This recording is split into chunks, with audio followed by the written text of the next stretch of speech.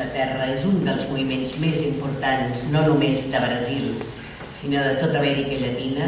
És un exemple d'organització, és un exemple de lluita, és un exemple de coherència, és un exemple d'educació i de formació. Com heu vist, l'escola Flores és una de les importants, un espai que jo no conec enlloc més, on realment de manera voluntària, autogestionada, es forma políticament a tots els nois i noies, no només del Brasil, també d'Amèrica Llatina i d'altra part del món. L'MST ocupa terres, les defensa, intenta legalitzar-les. Un cop estan legalitzades, munta els assentaments, comença la producció i a partir d'aquí van ampliant cada vegada més la quantitat de persones que surten de la misèria, que surten de les faveles, que surten de les ciutats sense feina, sense casa, etc. i que amb el paraigües de l'MST i amb les ocupacions troben un lloc per viure, per treballar i per educar-se. Tot això amb una lluita contínua. L'MST, quan ja ha conquerit una terra i ja estan tots assentats, continuen lluitant per conquerir-ne una altra i una altra i una altra i una altra, fins a arribar en aquest moment, després de 35 anys fent aquesta tasca, que tenen gairebé 2,5 milions de persones que viuen, treballen, estudien en els terrenys ocupats sota el paraigües de l'MST. Bé, jo penso que és més interessant que us expliquin ells totes aquestes coses, però per situar-vos una mica per la gent que no conegueu el moviment. Passo la paraula a Kelly Montfort, que és de la Coordinació Nacional de l'MST del sector de gènere. Obrigada, Rosa. Muchas gracias por venirem acá. Nosotros, yo, Kelly y Erivan, en nombre de la Dirección Nacional del Movimiento Sin Terra y toda su base social, estamos muy honrosos de estar acá, a convite también del Comité de los Amigos y Amigas del Movimiento Sin Terra, que existe acá en la Cataluña y también en otras partes de la España. Estamos nosotros haciendo un giro pela Europa. Estivemos na França, estamos acá e nosso objetivo de vir acá está muito relacionado com o que se passa em Brasil e também pela preparação de nosso sexto congresso, que é espaço de decisões máximas do movimento, que acontecerá em fevereiro de 2014. Também é muito cerca da fecha de 30 anos do Movimento Sem Terra, que completa em enero de 2014. E passa que, por ocasião do nosso sexto congresso, estamos a reflexionar como o Movimento Sem Terra se comporta frente aos cambios que têm ocorrido na agricultura no Brasil e também em toda a América Latina. Hablamos de las transformações que ocorreram nos últimos 10, 12 anos, quando toda a agricultura em Brasil foi muito impactada pelo avanço do capital através das transnacionais e com um forte aparato do Estado e de governos brasileiros, de diferentes governos brasileiros que seguem sustentando este modelo muito perverso. E para o sexto congresso Há uma construção de nosso movimento, como há 5 anos, 7 anos, estamos reflexionando sobre a construção de um novo programa de reforma agrária em Brasil, que se chama Reforma Agrária Popular. A Reforma Agrária Popular é uma resposta de nossa organização para todos estes impactos que ocorrem no campo brasileiro e como que o espaço rural em Brasil é cambiado para um espaço só para produção de mercâncias e nada mais. E também há uma grande ganância por as empresas por a apropriação de todos os bens da natureza e também tudo que se vive em rural. Então, este novo programa é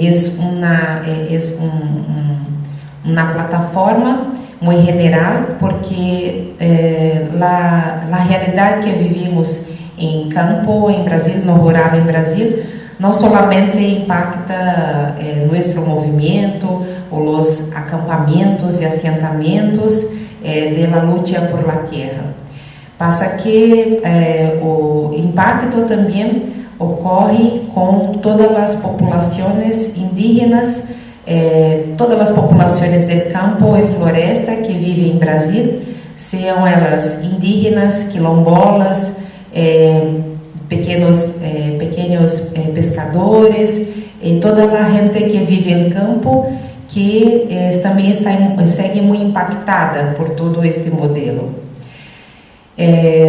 Agora em Brasil há muitas lutas da população indígena que está sofrendo um maior ataque, porque não há como hoje nenhuma nova terra indígena é demarcada se a mesma terra interessa a lo capital. Então, tanto do ponto de vista da apropriação das terras, mas sobretudo sobre a explotação do subsolo, de minerias, né? Então, as populações indígenas em Brasil estão fazendo muitas lutas muito contundentes e também com ocupações de terra que eles chamam como retomadas das terras.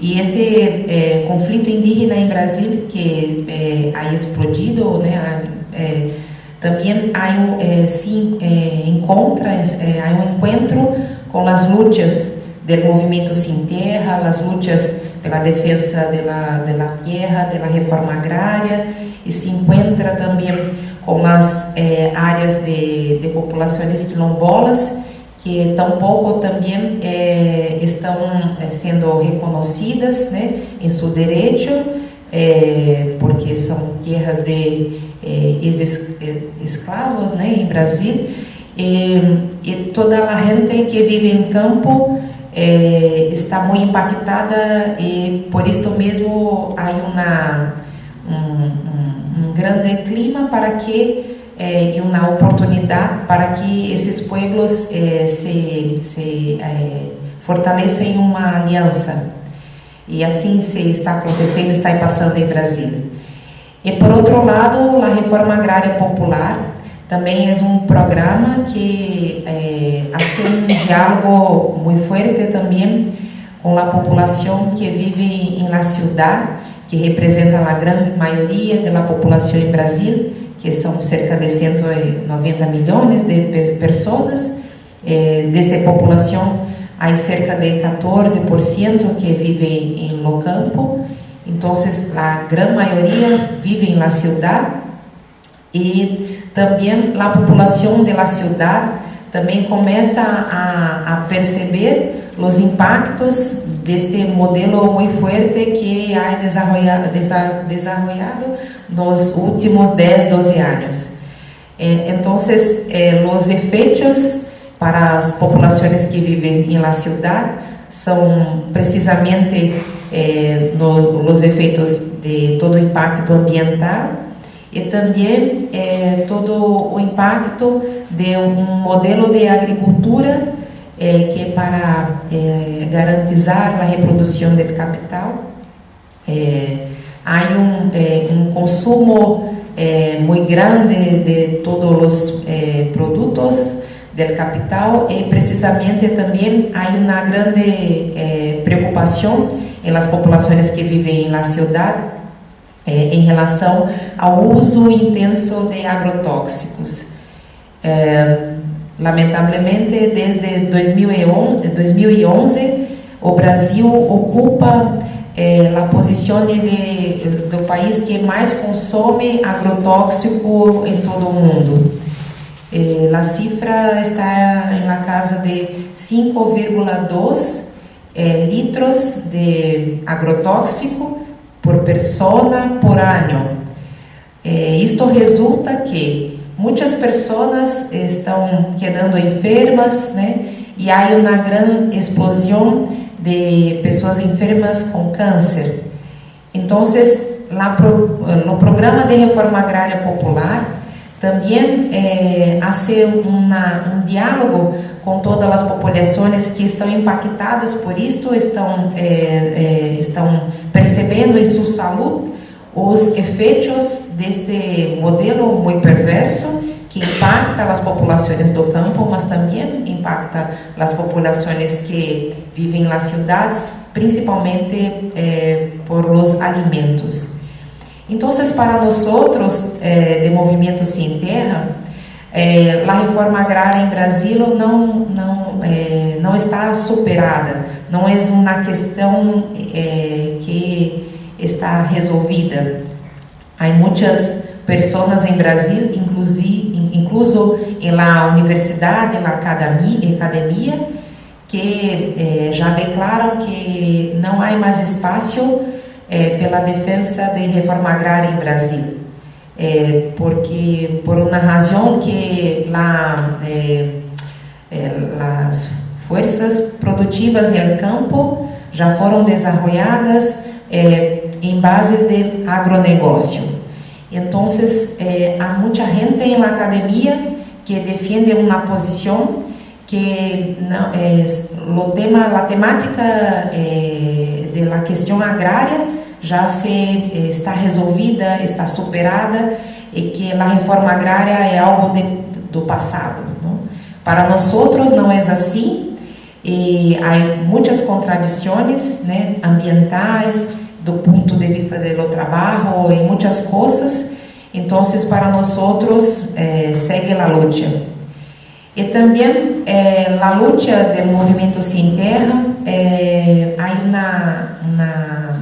uma relação muito grande também com outras lutas que estão sendo desenvolvidas no campo, mas também precisamente a luta do Movimento Sem Terra se encontra com as lutas que estão sendo retomadas em Brasil em junho de 2013, né, deste ano. Também houve uma grande explosão em Brasil de lutas com um caráter distinto do que ocorreu aqui com 15M, mas também há uma relação muito importante, porque muitas pessoas que não tocavam elas ir às calles, participar de manifestações, e toda a gente se sente muito invitada a ir às calles, a participar, e nós estamos reflexionando que a gente que foi nas calles em junho de 2013, depois que a ola abaja, também a gente procura organizações como Movimento Sem Terra, como organizações de movimento por las vivendas, movimento por muitas coisas, também para que a luta não seja só em las calles, mas também na construção de instrumentos organizativos, né? Em Brasil há muita também dispersão na esquerda, não há projeto que unifique as esquerdas, né? Há muitas contradições com o governo Lula e o governo Dilma, né? Que são muito recentes e que do ponto de vista da reforma agrária não somente não fazem a reforma agrária, como impulsionam uma contra-reforma agrária, porque também estão muito amparados, seguem amparando muitíssimo o agronegócio. A explicação de tudo isto está presente na geopolítica internacional e o papel do Brasil como um país de exportações de commodities agrícolas, minerais, ambientais, e que isto traz um desenvolvimento para o Brasil, é um desenvolvimento também do ponto de vista econômico. Então, há muitas contradições, mas para nós outros, para movimentos sem terra e para movimentos del campo e também para outras pessoas que estão em Brasil em manifestações, não é este desenvolvimento que nós outros de pueblo desejamos. Nós outros pensamos que a luta deve seguir para um cambio de modelo de desenvolvimento, né? E que a reforma agrária também seja um ponto importante, mas que se encontre com outras lutas, né, e que fortaleça outras alianças, né? E neste sentido, no pequeno documentário que passamos é um esforço de nosso movimento de construir espaços de formação política, porque para nós outros a luta não se decide somente agora. A luta faz parte de um processo de construção, né? E para que seja forte, é preciso que se também planifique um projeto maior, né? E neste sentido, a formação política cumpre uma função muito importante, né? Erivan faz parte da direção general da escola, né? E também pode falar um pouco de como se passa a formação política em Brasil, em movimentos sem terra, e também como a formação política se articula com este projeto maior de transformação de sociedade. Gracias por la invitación. Como falava Kelly, não dá para pensar em processos de cambios, de lutas, se não temos a formação como uma estratégia fundamental para o avanço da luta. Então, afinal, a luta de classe também se expressa no campo das ideias. Como falava Karl Marx, as ideias dominantes de uma época são as ideias da classe dominante. Portanto, a questão da cultura de outros campos também são campos onde se expressa a questão da luta, da luta de classe. Por lo tanto, não temos como pensar em fazer a luta nas calles, senão também colocarmos para nós outros o desafio da construção de um outro conhecimento. O que falamos de um conhecimento estratégico, ou seja, um conhecimento que sirva e ajude a transformação dos cambios que são necessários. Como falava Kelly, nós outros hoje em Brasil temos um contexto muito adverso para as lutas, mas ao mesmo tempo um campo potencial de avançar em las lutas, tendo em vista as contradições do modelo dominante hoje em la agricultura brasileira, que tem como nome agronegócio, sendo o agronegócio a expressão do capital em la agricultura. Então, a Escola Nacional Florestan Fernandes, que tu tuvera sua inauguração em 2005, é resultado da união de los trabajadores e de las trabajadoras com o propósito de construir um projeto autônomo de educação e formação, lejos do Estado. É uma educação de los próprios trabalhadores. Por isso, que tem como tarefa principal hacer a formação de los quadros e lideranças para responder ao momento, ao contexto histórico que nós outros vivemos.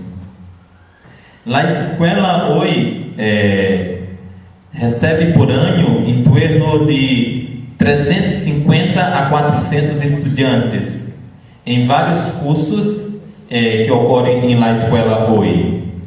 Dos cursos que temos com a maior participação de outras organizações e de outros países são os cursos latino-americanos. O público principal da escola não é só trabalhadores e trabalhadoras militantes do MST, mas homens, mulheres, liderança de movimentos obreiros, campesinos, de movimento do campo, da cidade, de toda a América Latina, incluso de alguns de outros continentes, como é o caso de África, onde recebemos estudantes de Moçambique, e também como é o caso de, por exemplo, que temos pessoas de Haiti, onde hoje o MST e Via Campesina tem uma brigada de solidariedade ao povo haitiano, onde desenvolve trabalho no campo da produção, da agroecologia e tantas outras questões. Por lo tanto, esta é uma escola, como hablaba na película, de toda a classe trabalhadora do mundo. Desde sua inauguração, ha passado por la escola em torno de 20.000 pessoas em cursos e seminários, conferências.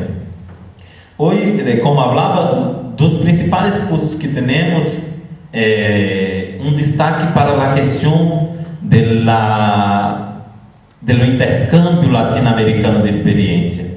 Temos hoje um curso com o nome de Formação de Formadores Latino-Americanos, cujo propósito é aglutinar pessoas que fazem formação em seus movimentos em América Latina para durante 45 dias em la Escola Nacional em Brasil fazer intercâmbio de experiência, discutir programas de formação, mas não só no campo das ideias. Como falava Kelly, hoje há questões que estão impactando a vida da gente de América Latina.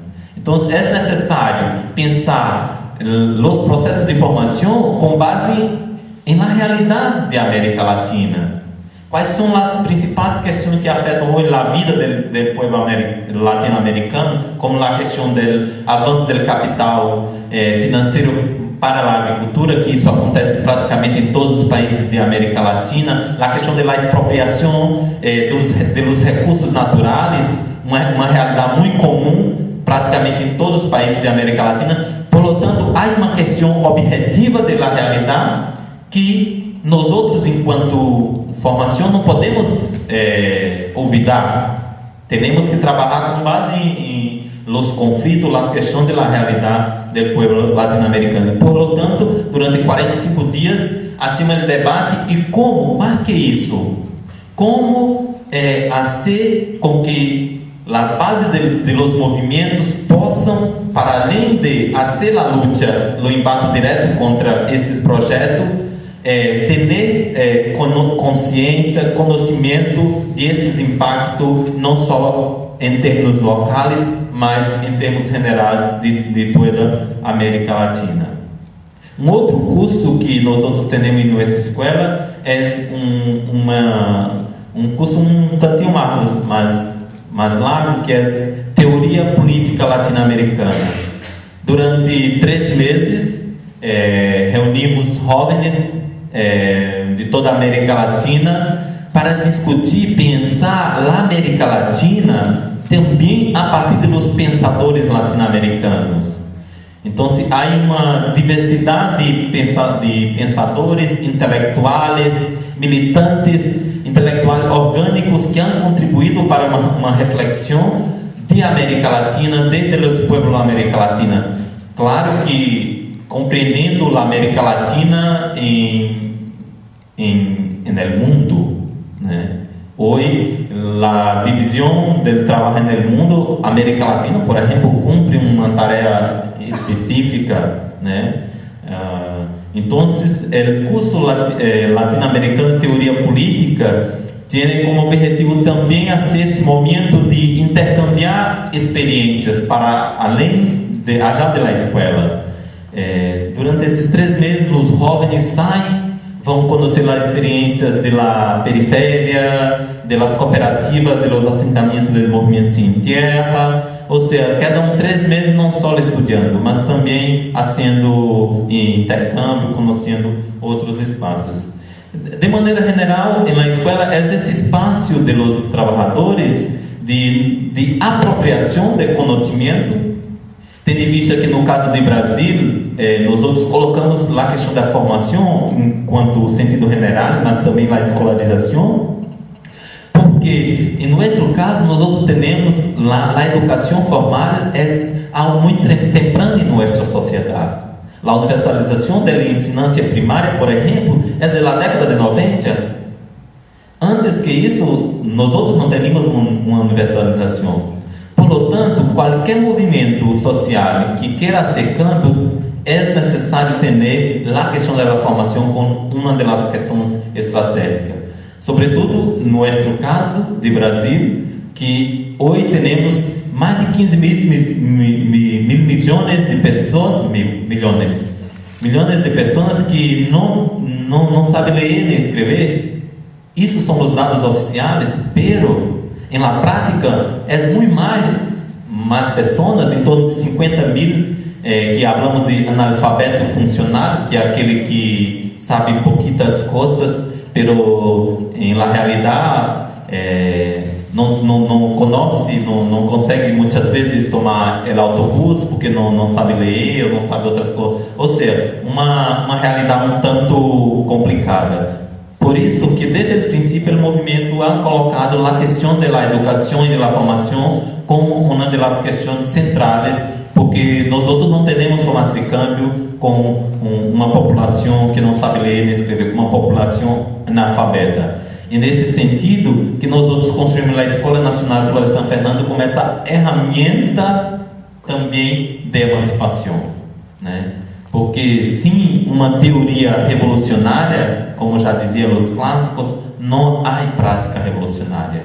Como também, se não há práticas contestadoras, não há também um conhecimento contestador. Portanto, se o MST, o foco principal hoje na luta é a ação contra a propriedade privada, contra as transnacionais, é necessário também ter um espaço de formação, de conhecimento crítico que ajude os trabalhadores a avançar na luta política, na luta de classe, tendo em vista um caminho que é o que nós outros buscamos, que é a emancipação humana.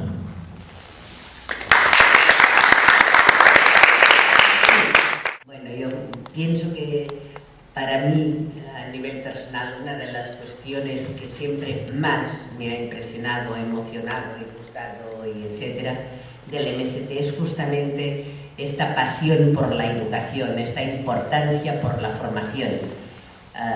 Yo estoy convencida que en eso, como en otras cosas, aciertan plenamente.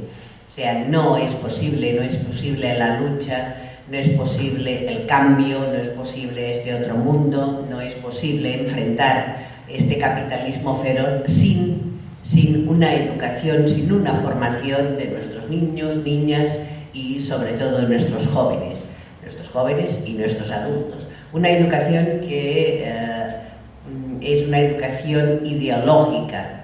Hay que apostar realmente para educar en otra ideología, y esto quiere decir otros conocimientos, otros valores, otros análisis, porque Es la única forma de reapropiarse, como el compañero decía, del conocimiento y de poder analizar la situación para poder luchar sabiendo exactamente hacia dónde va la lucha.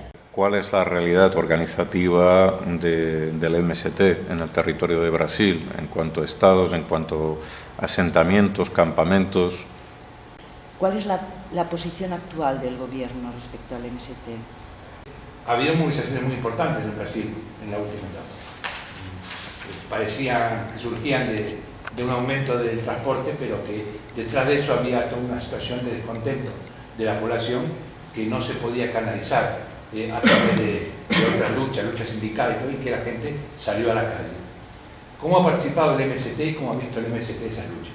Bueno, yo tuve el placer de estar un año en Colombia con los campesinos colombianos del Valle del Río Cimitarra y del Catatumbo, y allí tenían como referencia toda la movilización del MST, incluso enviaban a sus jóvenes a las escuelas de formación del MST. Y entonces yo también quiero preguntaros un poco de cómo veis vuestro papel un poco de vanguardia organizativa en toda América Latina, y si creéis que se está expandiendo un poco, ¿no?, la reapropiación de las tierras por parte de las personas, y si creéis que esto se escapa un poco, ¿no?, pero con todas las chispas que están saliendo en América Latina, con algunos gobiernos que aceptan las prácticas, digamos, ¿no?, del MST, como podría ser en Ecuador, en Venezuela, o algunos gobiernos que están haciendo por ley lo que vosotros hacéis de facto, ¿esto cómo puede afectar a la realidad? Si creéis que va a ir mejor, si va al contrario a ir peor, porque cuando una movilización popular se pone en ley, pues a veces fracasa más, se desnaturaliza. Precisamente en los años de gobierno Lula y gobierno Dilma, es precisamente en estos gobiernos que hay un fortalecimiento de lo agronegócio y también de lo que nosotros llamamos, hablamos de hidronegócio, que es también apropiación de la agua, que es un tema muy importante en Brasil, y también de lo mineral negócio, de las minerías, né, que también hay una gran riqueza, ¿no? Y esto se pasa muy contradictoriamente para Movimiento Sin Tierra y para todos los movimientos en Brasil. Y es contradictorio porque en las elecciones, né, nosotros participamos y toda la gente del movimiento deposita su voto precisamente en estos candidatos. Em 2014 haverá eleições em Brasil, em outubro de 2014. Na primeira volta, sim, há muitos candidatos de esquerda não tão fortes, mas em la segunda volta é provável que hace algo como Dilma, né, Lula, alguém assim, e é candidato mais à direita. É provável que também os movimentos vão seguir também depositando seu voto ainda em projeto preciso em la segunda volta de candidaturas como Lula, Dilma, sim. Mas para nós, a construção de um projeto mais efetivo de los trabalhadores passa pelas eleições, mas não se podem ter as eleições como um ponto final. O grande problema também das esquerdas, bom, em várias partes do mundo, mas também em Brasil, que as eleições se cambiaram como o ponto principal. Para nós outros é importante, mas não é o ponto principal. O ponto principal passa por la organização, né, passa por las lutas e também passa por uma construção de uma teoria, né, revolucionária. Y para nosotros, las relaciones con el gobierno Dilma es muy tensa, porque hoy, el año pasado, en 2012, el gobierno Dilma reconoció el derecho de las familias sin tierra de apenas 22.000 famílias terem direito a tierra. Mas passa que o universo de famílias que seguem acampadas em la luta por la tierra, vivendo em vivendas muito precárias, de lona preta, como há 6, 8, 10 anos, é 150.000 famílias, né?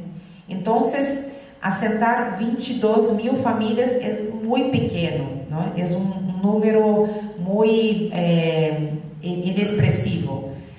E passa que em 2013 também o número de las desapropriações também é muito baixo. Está como só 158 áreas foram desapropriadas. Então, o que nós estamos dizendo é que não se trata só de não fazer a reforma agrária. E a presidente Dilma está convencida de que a reforma agrária em Brasil está superada. Não se trata só de uma pressão do capital e que o governo não está como de mãos amarradas e não pode avançar. É mais dramático, porque o governo está convencido de que não há mais espaço para a reforma agrária, do ponto de vista do desenvolvimento das forças produtivas. Então é mais grave, né? Porque de fato a reforma agrária é um ponto estratégico, não só para o Brasil, mas também para toda a América Latina, né? E a explicação que o governo dá é uma explicação que tem assento na nova redivisão da divisão internacional de trabalho no mundo, e que a tarefa do Brasil segue como exportação de matérias-primas solo, não? Então, há toda uma ofensiva também na indústria em Brasil. Então, do ponto de vista da economia em Brasil, há alguns avanços, sim, é verdade. Há um aumento na oferta de emprego, há um aumento, como é salário mínimo? Do salário mínimo.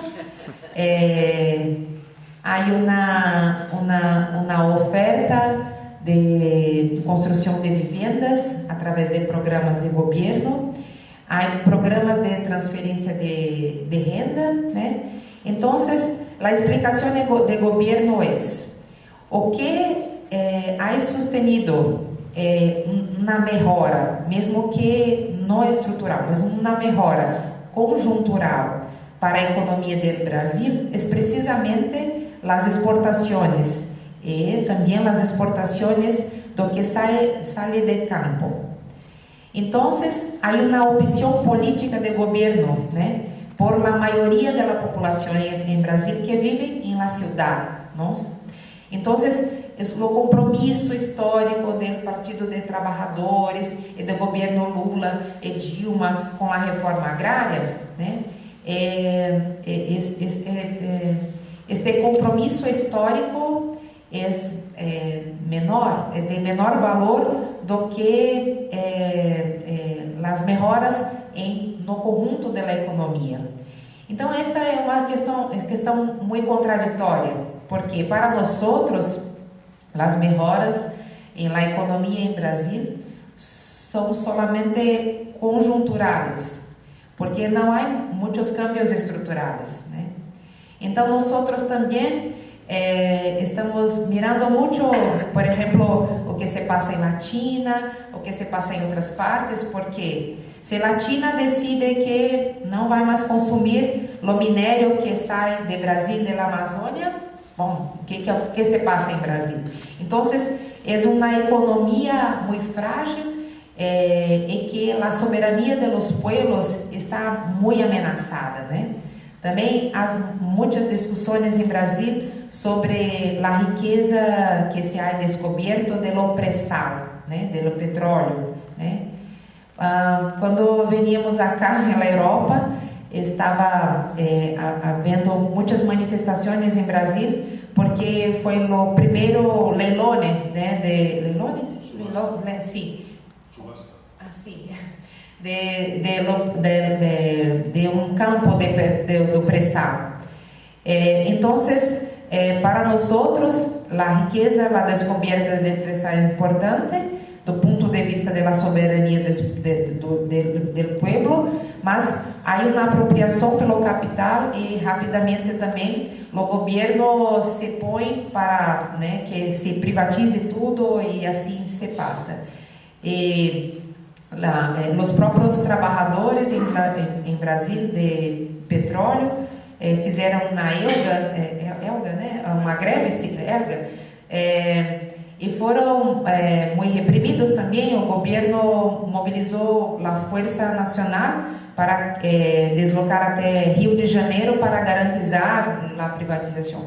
Então, como Brasil é como um grande caldeirão, né, fervendo, e também as manifestações, né, são uma expressão de uma crise que não se resolve por ações conjunturais, né? Estranhamente, as manifestações de junho ocorrem no momento em que a crise em Brasil não é tão aguda, não? A economia não vai muito mal, não? Mas do ponto de vista estrutural, a gente não mira salidas, né? Então, as manifestações de junho revelam uma grande contradição estrutural na sociedade e também revelam uma crise estrutural, especialmente urbana, né? E assim foi nas manifestações em São Paulo, em Rio de Janeiro, mas passa que não foi só em las grandes capitais, não? Rio de Janeiro, em 20 de junho, havia como 1 milhão de pessoas em las calles. Em São Paulo, 400 mil pessoas em las calles. Mas não foi só em las grandes cidades, mas foi algo que há muito não acontecia em Brasil, algo que foi também muito expressivo em todo o Brasil, em todo o território, e também em várias pequenas cidades que, muitas pessoas foram para as ruas, para as calles, e com muitas também bandeiras, né, muito diverso, não? Nenhum projeto que unisse, também parecido com o que aconteceu acá com 15M. Para terminar, o movimento MST, como participou?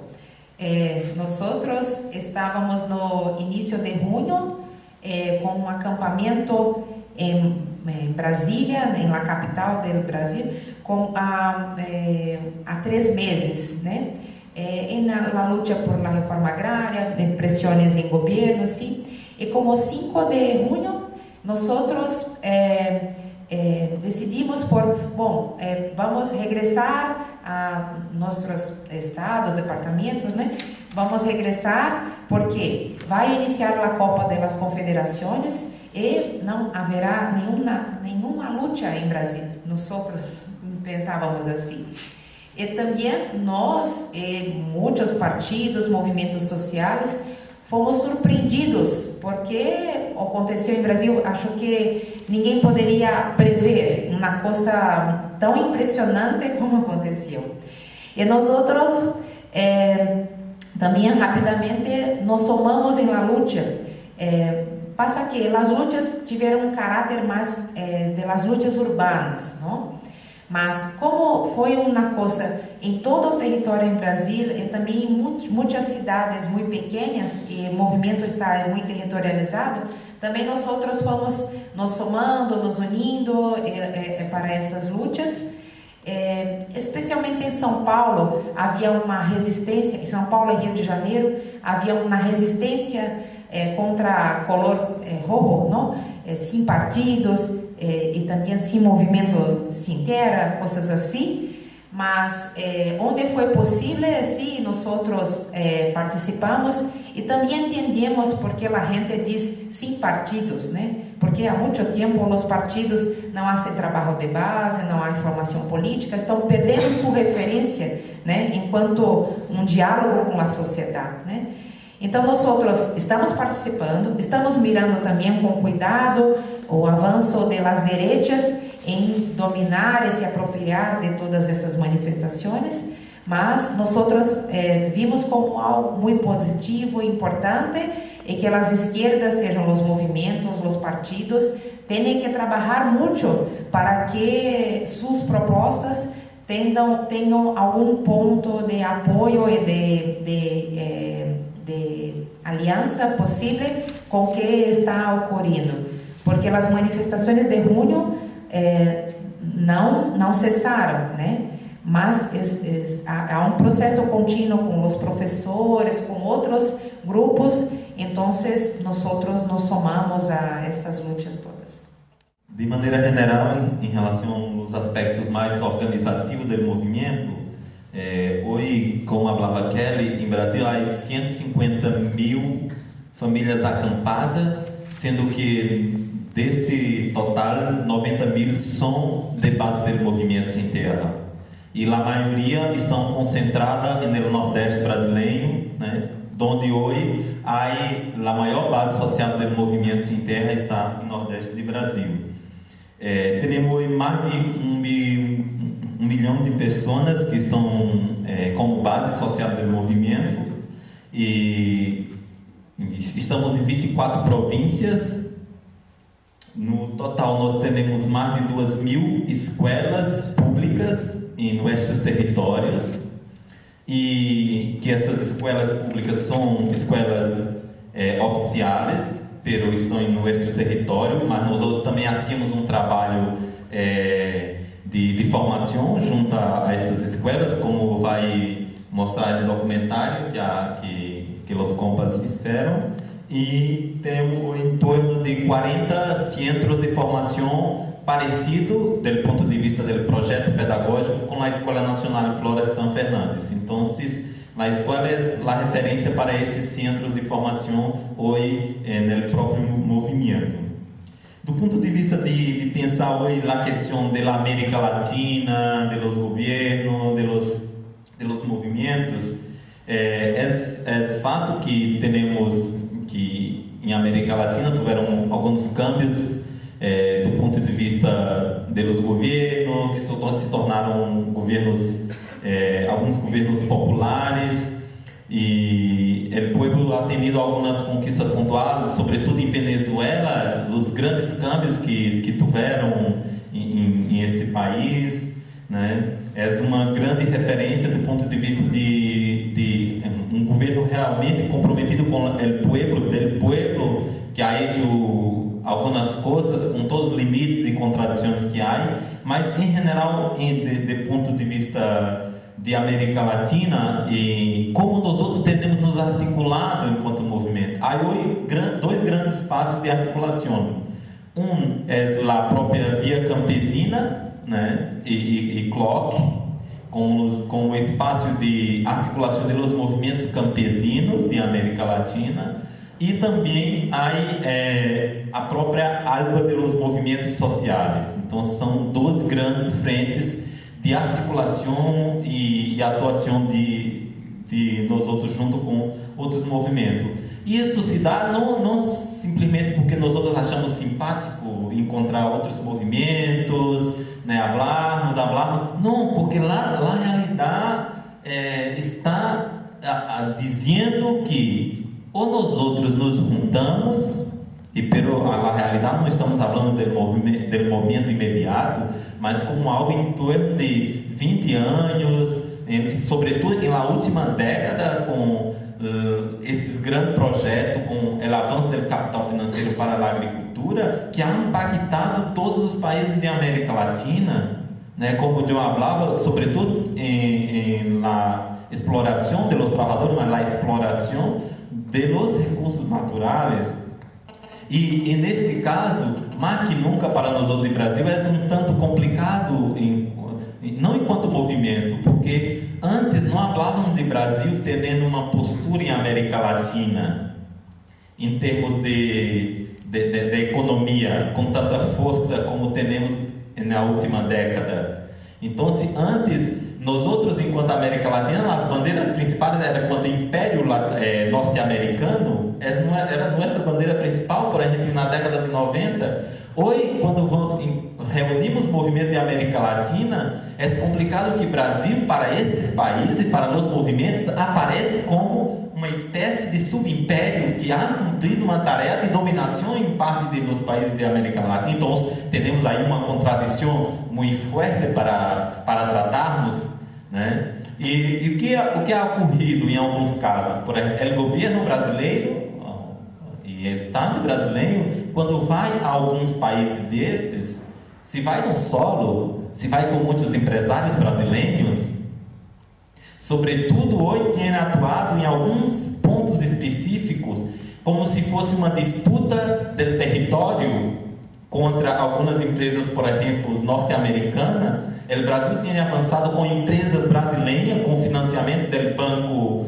de BNDES, que é um banco de desenvolvimento nacional, que ha apostado, ha colocado muitas platas nas empresas brasileiras, e essas empresas têm se transformado em transnacionais nesse sentido de fazer a disputa também no mercado não mundial, mas sobretudo em América Latina, aunque temos algumas experiências que ha ido, por exemplo, para África, como Moçambique ou coisa parecida. Então, hoje é uma realidade um tanto diferente de outras décadas. Portanto, nesse sentido, mais do que nunca, há uma necessidade desta articulação dos movimentos.